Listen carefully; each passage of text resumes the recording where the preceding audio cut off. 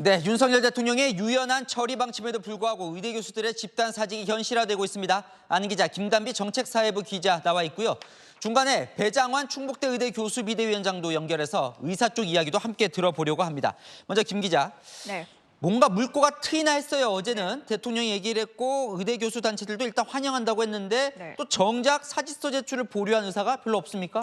네, 예고대로 사직서 제출이 진행되고 있습니다. 아직까지 사직서 제출 결의를 보류했다거나 번복했다는 의대는 확인되지 않고 있습니다.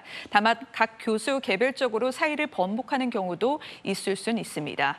여기에 수술과 외래 진료를 줄이기로 한 방침도 그대로입니다. 다음 달 1일부터는 외래 진료도 축소되는데요. 일단 달라지는 건 내일부터 예정됐던 전공의에 대한 면허 정지 처분이 보류되는 것뿐입니다. 제가 의대 교수들은 의대 증원 아예 철회를 백지화해라 이겁니까 계속? 네, 전날 한동훈 비대위원장을 직접 만났던 전국 의대교수협의회는 오늘 정원 철회를 먼저 꺼냈습니다. 전의교협은 배정 철회가 없는 한 위기는 해결될 수 없다. 철회 의사가 있다면 국민 앞에서 모든 현안을 논의할 준비가 돼 있다고 입장을 밝혔는데요. 그러니까 정부가 2,000명 배정을 철회해야만 의정협의체에 참여하겠다는 뜻입니다.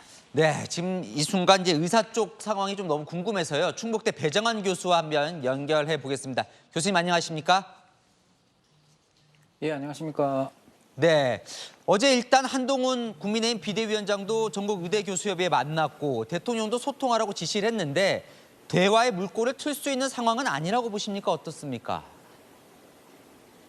이게 원칙적으로 저는 대화의 물꼬가 어느 정도 열렸다라고 생각을 하고 있는데, 근데 이제 문제는 정부에서 말씀하시는 2,000명 증원에는 단 한 명의 감원도 없다. 이것은 논의의 대상이 아니다라고 계속 말씀을 하시는 입장이시니까 네. 이렇게 되면 이거는 정상적 대화라고 보기는 어려운 상황인 거라고 생각하고 있습니다. 네, 교수님 그러면 2,000명이 아니라 뭐 1,000명이다 1,500명이다 여기서만 조금 이제 논의가 가능하다면 뭔가 더 논의는 할 수 있다 이건가요? 아니면 아예 그냥 한 명도 늘릴 수 없다는 건가요? 저희가 계속 말씀드리고 있는 내용은 1,000명이든 2,000명이든 500명이든 30명이든 근거가 있어야 된다고 얘기하는 것입니다. 네. 그러니까 의사는 굉장히 긴 시간 동안 수련이 필요하고 국가적으로도 개인적으로도 사회적으로도 비용이 굉장히 많이 들어가는 인력이거든요. 네. 그렇게 된다면은 모든 선진국가 OECD 국가를 다 모두 들여다보면은 정부에서 굉장히 정밀한 수계 조사를 바탕으로 해서 얼마나 의사가 필요한지에 대한 확실한 근거를 가지고 국가대학의 증원이라든가 감원을 결정을 하게 됩니다. 네. 그런데 우리나라는 그런 논의가 전혀 없었다라고 말할 수밖에 없거든요. 증거가 없어요. 그러니까 지금 저희가 말씀드리는 건 내용은 근거 없는 숫자 노름에 너무 집착하지 마시고 그 숫자를 예전처럼 제로로 만든 상태에서 네.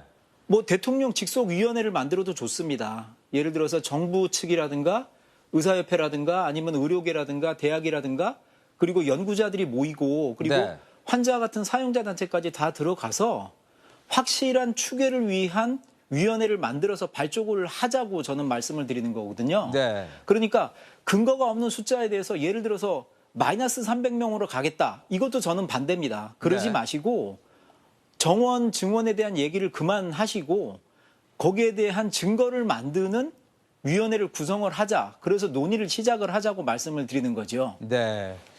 교수님께서는 충북대 의대 정원이 200명으로 확대 배정 받으니까 또 사직서를 제출하셨어요.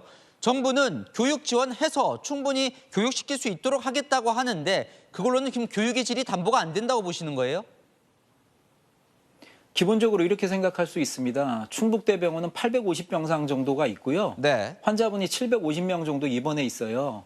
만약에 한 학년에 200명 정도의 전공의가 들어온다면 결국에는 그 전공의들한테 충분한 교육을 할 수가 없습니다. 예를 들어서 내과 같은 경우에는 네. 전공의 한 명당 20명 정도의 환자를 보는 것을 가장 수월성과 탁월성이 좋은 모델이라고 생각을 하고 네. 정부도 그렇게 생각을 하시고 계셨거든요. 네. 근데 지금 우리 병원 같은 경우에는 750명 환자가 있을 때 300여 명 정도의 환자분들이 내과 환자분이 돼요. 네. 그래서 지금은 한 15명에서 20명 정도의 환자분을 돌봐드리면서 공부를 하고 있는데 만약에 학생 숫자가 4배가 된다면 네. 내과 전공의 숫자도 4배가 될 테니까 최소한 70명 이상의 내과 전공의가 들어와 있게 되거든요. 네. 그러면은 내과 환자 수가 최소한 1,400명 정도가 필요하게 됩니다. 네. 그러면 2,800명 정도의 입원 환자가 있는 병원이 돼야 되거든요. 네. 그런데 충북의 인구라든가 청주의 인구라든가 이런 걸 생각을 한다면 네. 2,000명이 넘는 대학병원이 존재할 가능성은 거의 없기 때문에 네. 결국은 알겠습니다. 어떻게 되냐면은 전공의를 외부 병원으로 아니면 서울 쪽으로 다시 보내게 되는 상황이 생깁니다. 지금도 50명 네. 중에서 인턴 수용률이 30명밖에 안 돼요. 이렇게 알겠습니다. 된다면 이거는 말이 안 되는 정책이죠. 마지막 질문인데요. 어쨌든 이제 문제는 사태 해결이 돼야 되는데 환자들이 불안해하니까요. 정부는 이미 의대 중원 그렇죠. 배정까지 발표한 상황인데 이 사태 풀 방법 전혀 없습니까? 풀 방법이 있죠. 네. 지금은 정부가 말씀하시는 필수 의료 대책이라든가 지역 의료 강화하는 거에 대해서 반대하는 의사는 한 명도 없습니다. 네. 근데 그 방법 중에 하나가 의대 증원이라든가 의료 인력의 확충인데 지금은 정부에서 하는 게 목적과 수단이 완전히 바뀌었어요. 네. 그냥 의대 증원이 목표인 듯이 행동하시고 계시거든요. 그러지 마시고 필수 의료와 지역 의료 강화하겠다고 큰 계획을 세우신 정권이십니다. 그러시면은 거기에 맞게 행동을 하시면 됩니다.